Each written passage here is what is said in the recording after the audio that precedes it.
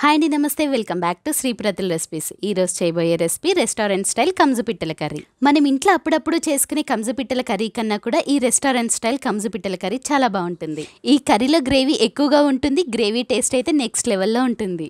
ఈ కర్రీలో గ్రేవీ ఎక్కువగా ఉండడం వల్ల రొటీస్లోకి చాలా బాగుంటుంది ఈ కంజు పిట్టల కర్రీ. ఈ కర్రీ కోసం నేను కాల్చి కట్ చేసినటువంటి 5 కంజు పిట్టల్ని తీసుకున్నాను. ఈ 5 కంజు పిట్టలకు గాను 700 గ్రాముల మాంసం వచ్చింది.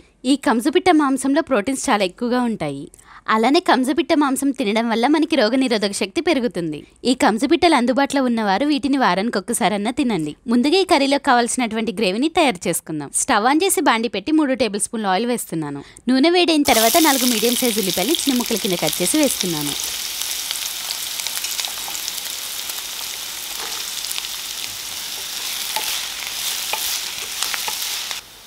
ఉల్లిపాయ ముక్కలు లైట్ గోల్డెన్ కలర్ వచ్చిన తర్వాత 300 గ్రాముల టమాటాలని చిన్న ముక్కల కింద కట్ చేసి వేస్తున్నాను.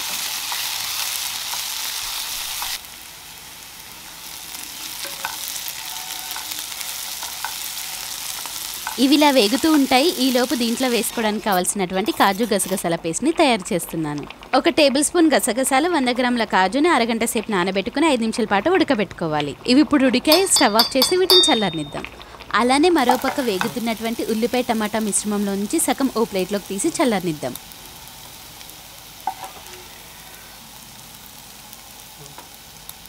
ముందుగా చల్లారినటువంటి కాజు గసగసాలని 5 టేబుల్ స్పూన్ల వాటర్ వేసి మెత్తగా పేస్ట్ చేస్తున్నాను. చూడండి, ఇంత మెత్తగా పేస్ట్ చేసుకోవాలి. అలానే చల్లారినటువంటి ఉల్లిపాయ టమాటా మిశ్రమాన్ని ఇందుట్లో వేసి మెత్తగా పేస్ట్ చేసుకోవాలి. ఇప్పుడు ఈ పేస్ట్ని వేగుతున్నటువంటి ఉల్లిపాయ టమాటా మిశ్రమంలో వేస్తున్నాను. అలానే 1 కప్పు వాటర్ని జార్లో పోసి ఆ వాటర్ని మళ్ళీ ఇందుట్లో పోస్తున్నాను.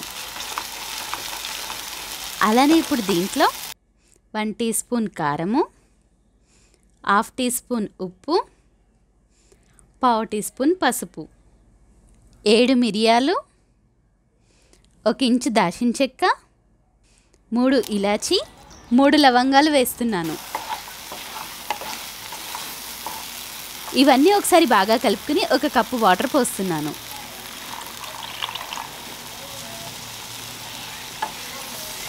దీన్ని ఇప్పుడు ఆయిల్ తేరేంత వరకు ఉడికించుకోవాలి.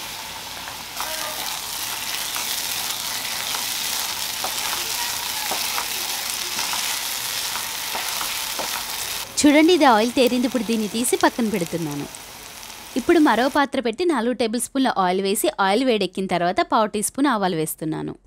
అలానే నిలువుగా చీరినటువంటి 4 పచ్చిమిర్చిని వేస్తున్నాను. 2 రెమ్మల కరివేపాకు వేసి చిన్నగా కట్ చేసినటువంటి ఉల్లిపాయ ముక్కలు వేస్తున్నాను. ఈ ఉల్లిపాయ ముక్కలకు గాను 2 మీడియం సైజు ఉల్లిపాయలు తీసుకున్నాను.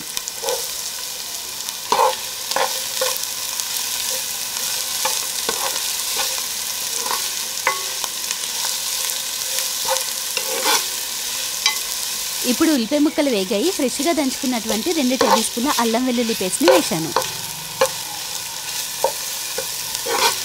అల్లం వెల్లుల్లి పేస్ట్ వేగింది. ఇప్పుడు కంజుపిట్ట మాంసాన్ని వేస్తున్నాను.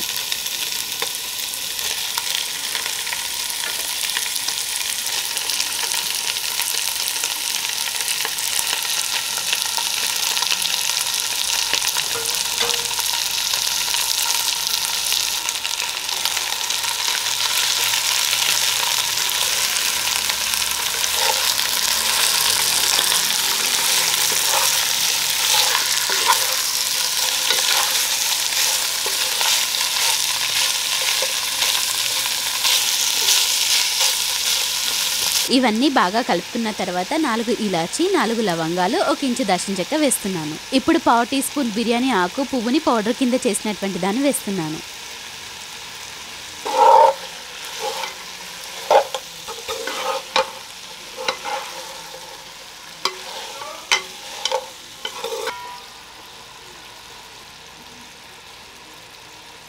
ఇవి ఒక 5 నిమిషాల పాటు వేగిన తర్వాత రుచికి సరిపడా ఉప్పు, 2 టేబుల్ స్పూన్ల కారాన్ని వేస్తున్నాను.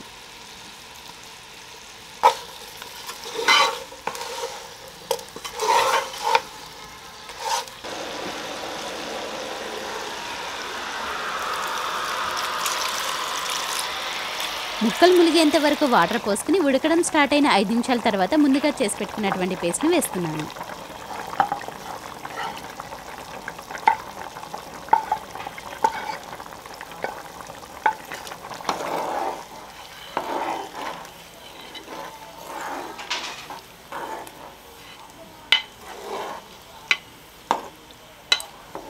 వాటర్ పోసి 10 నిమిషాలు ఉడికిన తర్వాత 1 టీ స్పూన్ ధనియాల పొడి, హాఫ్ టీ స్పూన్ జీరా పొడి వేసి ఆయిల్ తేరేంత వరకు ఉడకనివ్వాలి.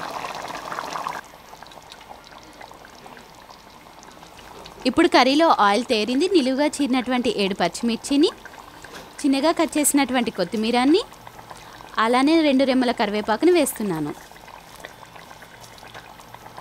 ఇవన్నీ వేసిన తర్వాత మరో 2 నిమిషాల పాటు మూత పెట్టి ఉడకనివ్వాలి. ఇప్పుడు ఈ కర్రీలో ఉప్పు కారం ఎలా ఉందో ఒకసారి చూసి అడ్జస్ట్ చేసుకుందాం. ఈ కంజు పిట్ట కర్రీలో అన్నీ సమానంగా సరిపోయాయి. కర్రీ కూడా మంచి రుచిగా ఉంది.